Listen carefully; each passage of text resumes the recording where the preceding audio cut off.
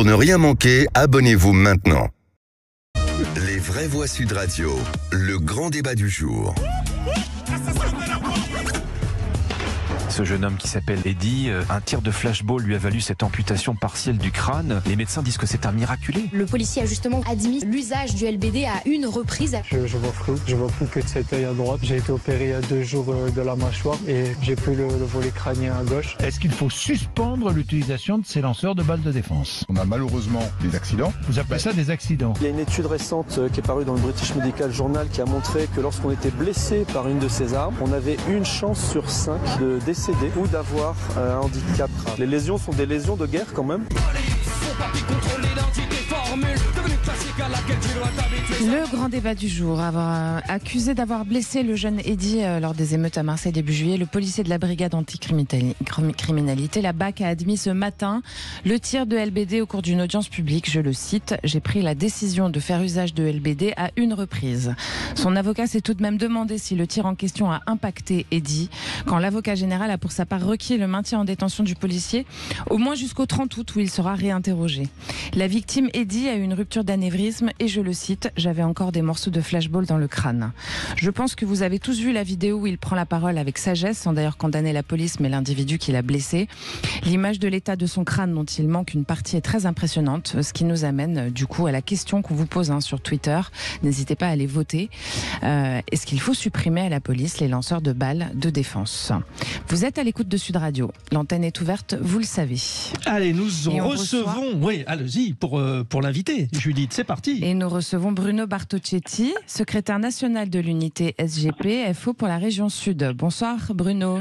Bonsoir, merci de m'avoir accueilli. Avec plaisir. Merci, bienvenue à vous. Avant, évidemment, on va échanger avec nos 3 vraies voix qui sont autour de la table, mais déjà, pouvez-vous clairement nous rappeler le fonctionnement de ces LBD?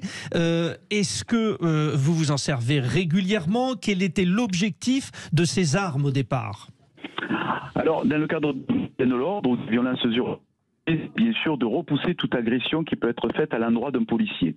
Alors il faut aussi comprendre que le LBD est utilisé vraiment dans des cas difficiles de force majeure et dans une action. Alors c'est vrai que quand on en parle autour d'une table, tout est facile, ou même dans un stand de tir, on peut très sereinement utiliser un LBD lorsqu'on se retrouve face à parfois des dizaines et des dizaines d'individus qui sont déterminés à blesser. D'ailleurs, dans les émeutes, nous avons eu des centaines de policiers blessés. On a été quand même visés avec à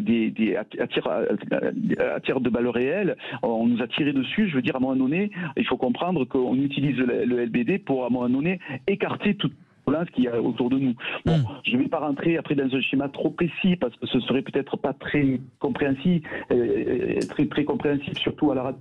Mais voilà l'utilisation du LBD d'une manière schématique, on va dire. D'accord, très bien.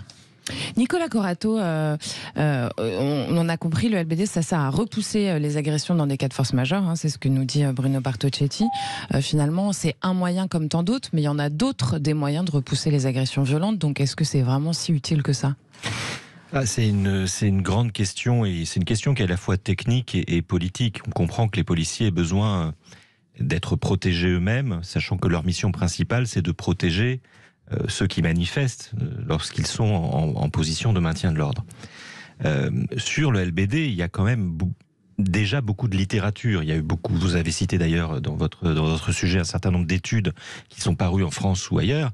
Je voudrais citer quand même une position qui a été émise depuis 2018 par le défenseur des droits, réitérée en 2020 par monsieur Jacques Toubon, défenseur des droits, qui n'est pas un islamo-gauchiste, qui n'est pas ancien ministre de Jacques Chirac, adhérent à la France RPR, insoumise, etc. Et qui avait incité fortement le gouvernement à revenir sur l'utilisation des LBD, voire même à interdire purement et simplement l'usage de cette arme qui a longtemps été présentée comme non létale, mais dont on sait depuis les Gilets jaunes, puis ensuite depuis les émeutes, qu'elle a en fait blessé, et parfois sévèrement, des dizaines, voire même des centaines de manifestants. Je ne reviens pas sur les modalités d'emploi de cette arme. Moi, je ne reviens pas sur le fait que les policiers aient besoin de se défendre, besoin de répliquer lorsqu'ils sont mis en cause. Mais manifestement, on voit bien, y compris que dans la police, il y a un débat sur l'usage de ces armes présentées comme non létales, qui en fait deviennent, parfois par un mauvais usage, létale ou en tout cas gravement handicapante. Donc il y a effectivement un débat qui est à la fois technique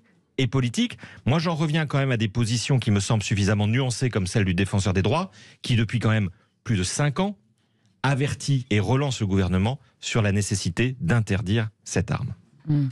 Mickaël Sadoun, comment ça se fait qu'on n'écoute pas les propos du défenseur des droits finalement, à votre avis ? Écoutez, moi j'ai pas d'avis tranché sur la question. Je vous avoue que j'ai pas envie de politiser le débat et je ne joue pas avec ça parce que ça met en danger la vie des gens, de ceux qui peuvent être touchés par les tirs de LBD, comme des policiers. Donc j'essaye d'écouter des avis pluriels. Moi j'entends parfaitement l'avis de Jacques Toubon et de Nicolas Corato derrière ça.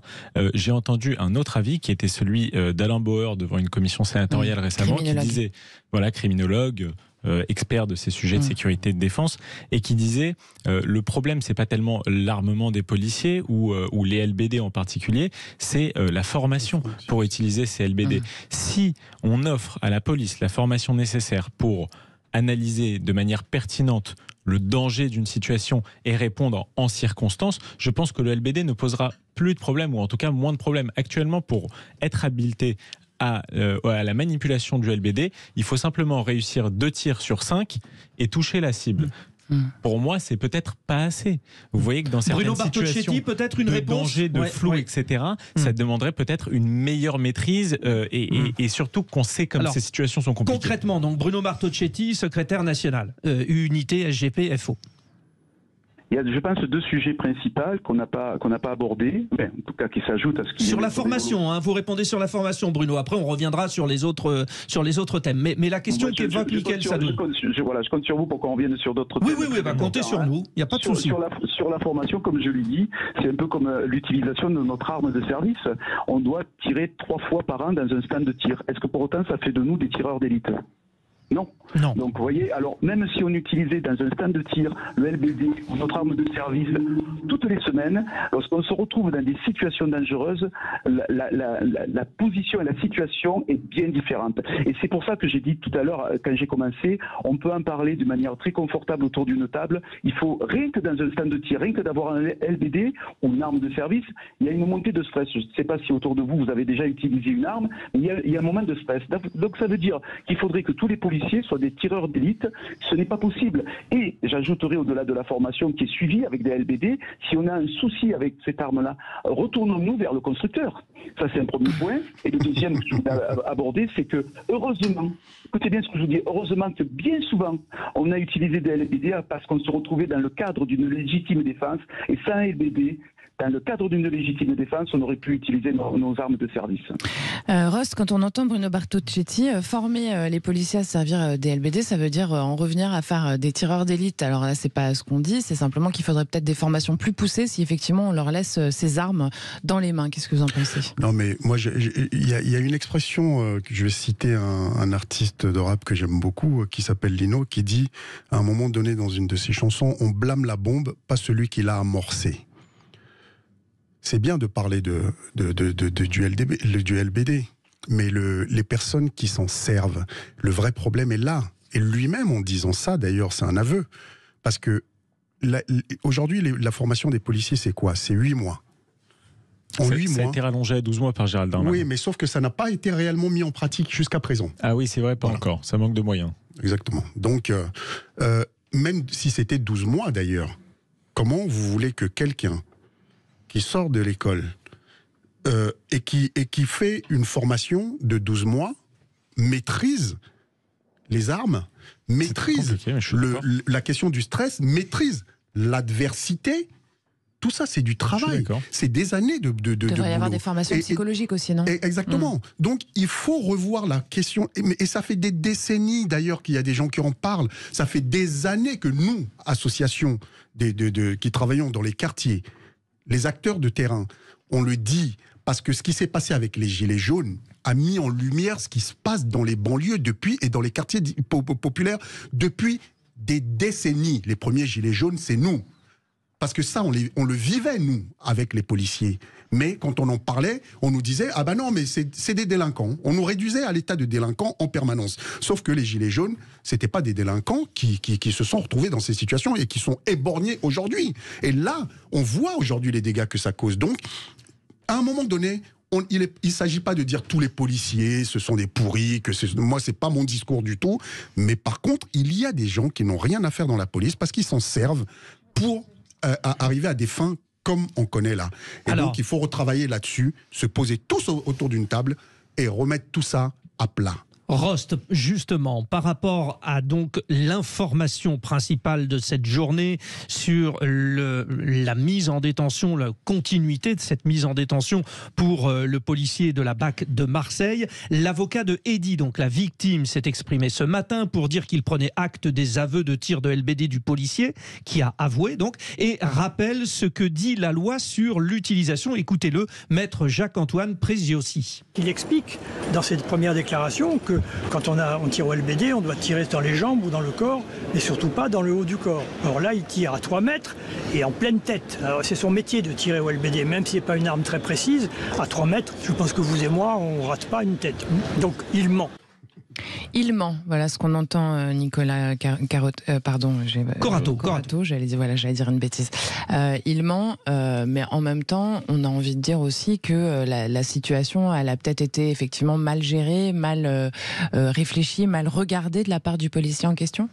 Alors ça, c'est très compliqué à dire parce qu'il y a une enquête en cours, il y a un dossier, il y a une instruction qui est en cours. Et là, vous reproduisez des propos d'avocat, un avocat qui défend son client, en l'occurrence. Il fait sa plaidoirie pour la défense. En l'occurrence, la victime, présumée de cet acte. C'est compliqué de se positionner sur ce genre de dossier. Peut-être expliquer techniquement un point, c'est que la détention provisoire, c'est pas quelque chose d'exceptionnel dans notre droit, malheureusement. Je dirais malheureusement parce que on en parle beaucoup depuis qu'un policier est en détention provisoire, mais je voudrais rappeler que 26% des détenus en France, un détenu sur 4, est en détention provisoire. C'est-à-dire c'est quelqu'un qui est placé en prison, pour dire les choses telles qu'elles sont, pour les besoins de l'enquête, c'est-à-dire soit pour le protéger lui-même d'éventuelles pressions, soit protéger les témoins ou les victimes d'éventuelles pressions, soit, comme le disait l'avocat de M. Eddy, protéger effectivement de certaines collusions qui pourrait y avoir, ou de certaines appréciations ou organisations d'un système de défense. Et c'est heureux des fois aussi, c'est mis en détention provisoire quand il y a flagrant délit aussi. Donc on n'est pas sur quelque chose d'exceptionnel. Encore une fois, un détenu sur 4 est en détention provisoire, et donc un détenu sur 4 en France est présumé innocent. Il faut peut-être rappeler aussi que ce policier, il est présumé innocent, quoi qu'on dise sur les plateaux télé et quoi qu'en disent ses avocats. Et c'est la même chose pour la plupart des gens, pour tout prévenu en France, avant d'être jugé, vous êtes présumé innocent. La difficulté sur ces sujets-là, et on le sait, c'est que moi je pense que les policiers sont des citoyens qui ont les mêmes droits que n'importe quel citoyen. Je pense en revanche qu'ils ont plus de devoirs. Ils ont plus de devoirs parce qu'on leur a délégué l'exercice de la violence légitime que nous, le peuple, souverainement, nous détenons. Et que par rapport à ça, ils se doivent être beaucoup plus exemplaires, peut-être, non pas qu'ils ne le sont, mais qu'ils sont contrôlés. Moi, je pense qu'il y a des petits soucis de contrôle de l'exercice de la force et du maintien de l'ordre en France. Il y a un petit sujet au niveau de l'inspection générale de la police nationale, dont la direction vient d'être confiée à un magistrat, une magistrate en l'occurrence. Mais je pense effectivement qu'il y a un moment dans ce pays où il faut qu'on se plonge, il faut qu'on se prononce, et dans l'intérêt même de la police, sur la manière dont les actes des policiers sont contrôlés et sont vérifiés. On fait assez court maintenant parce qu'il y a notamment une réaction au 0826 300 300. Oui, Gérald, vous êtes toujours avec nous ? Oui, bien sûr. Bon. Qu'est-ce que ça vous inspire, tout ce que vous venez d'entendre, Gérald ? Moi, c'est très compliqué. Il y a déjà plusieurs problématiques. Déjà, on a bien parlé d'émeutes. On n'est pas en manifestation. Donc les émeutes, pour moi, ça reflète une vraie violence de la part justement des individus qui forment cette émeute. Après, effectivement, l'utilisation d'une arme, quelle qu'elle soit, mérite déjà une formation très importante, avoir une psychologie et du sang-froid qui accompagneront le geste. C'est vrai que quand on a des individus qui sont prêts, je dirais, à une violence extrême, alors attention, je dis pas que le policier, ce qu'il a fait, c'est bien, puisqu'il semblerait, d'après ce que j'ai entendu, qu'on est à même à tirer malheureusement soit dans le corps, soit dans les jambes, ce qu'il n'a pas fait. Maintenant, on parle que d'un policier, d'accord, un seul. Et là, on est en train de faire, je dirais, le procès de toute la police en disant attention, faut les former, etc. Maintenant, je pense que avoir le respect de la société avoir le respect de l'uniforme, avoir le respect des citoyens, c'est très important. Puisque maintenant, dans certaines banlieues, il n'y a plus aucun respect, il n'y a plus aucune règle. Et les valeurs républicaines ont totalement disparu. Et pas que dans les banlieues d'ailleurs. Pas que dans les banlieues d'ailleurs. Je suis d'accord avec vous. Mais si vous voulez, moi, ce que je constate, c'est que moi, je respecte cette société. Hein, j'ai 60 ans. Je veux dire que je n'ai jamais eu affaire à aller faire de la violence gratuite. Hein, sous prétexte que voilà, il y a eu des soucis. Maintenant, moi, je pense qu'effectivement, la formation est importante, mais il faut également voir ce qui se passe en face. Quand on a des centaines d'individus qui sont prêts à en découdre et avec des vraies armes, là, on se pose la question. Bon, voilà. Très intéressant, Gérald. Alors, réaction très rapide de Mickaël et de Rost, et après, on donnera la conclusion à notre interlocuteur Bruno Bartocchetti. On commence par Rost. Allez. Mais en fait, je pense que là, le débat, il est encore plus large. C'est-à-dire, moi, je comprends, je sais à quel point, pour être dans les quartiers, sur le terrain tout le temps, je sais à quel point c'est compliqué pour les policiers de faire leur boulot. Je le sais, je le vois tous les jours. Par contre, à un moment donné, nous, on nous demande de nettoyer nos quartiers de la minorité qui fout le bordel. Je ne comprends pas qu'au sein de la police, ils n'arrivent pas à accepter psychologiquement, intellectuellement, de faire ce travail au sein de la police. Non. Il y a des brebis, la police est à l'image de la société, il y a des brebis galeuses, il faut faire le ménage. Et c'est le mensonge, en fait, ce qui pose problème. Là, il a parlé d'une personne. Non, c'est pas une personne. À Marseille, il y en a 3 qui ont subi ça à Marseille. C'est pas une personne, il y en a 3. Il y a dont une femme. Donc, il faut mais aussi... dans d'autres contextes, mais en tout cas, c'est bien entendu, Ross. Mickaël Sadoun. Mais je suis assez d'accord avec ce qui vient d'être dit. Les policiers, ils ne sont pas meilleurs que les autres, ils ne sont pas non plus pires que les autres. Il y a en effet un devoir supplémentaire, mais c'est pour ça que c'est parce qu'ils sont à l'image de la société que j'essaye de les comprendre dans l'exercice quotidien de leur métier. Et que quand on imagine un policier égaré au milieu des émeutes entre les voitures brûlées, peut-être les passants agressés, des établissements publics qui sont en train d'être attaqués, je ne donne pas un blanc-seing à la police. Et évidemment qu'il faut renforcer les procédures de contrôle, que l'IGPN doit faire son travail et que la police, moi je le crois, n'est pas au-dessus des lois. Mais le contexte n'est pas simple. Mais simplement, j'imagine la situation humainement, je la trouve très compliquée. Je trouve que les policiers, on leur en demande beaucoup, sachant qu'ils sont très mal payés dans notre pays. Ils le sont beaucoup mieux dans d'autres pays occidentaux et même au Japon, là, c'est etc. pas une question d'argent. Non, mais la formation va avec une rétribution. La formation va avec un niveau. Et le niveau va avec une rétribution. On ne peut pas promettre à des gens le danger, un mauvais salaire et un mauvais traitement par la société. La conclusion maintenant. Bruno Bartocchetti, on va vous donner le mot de la fin. Je rappelle que vous êtes secrétaire national de l'unité SGPFO pour la région Sud.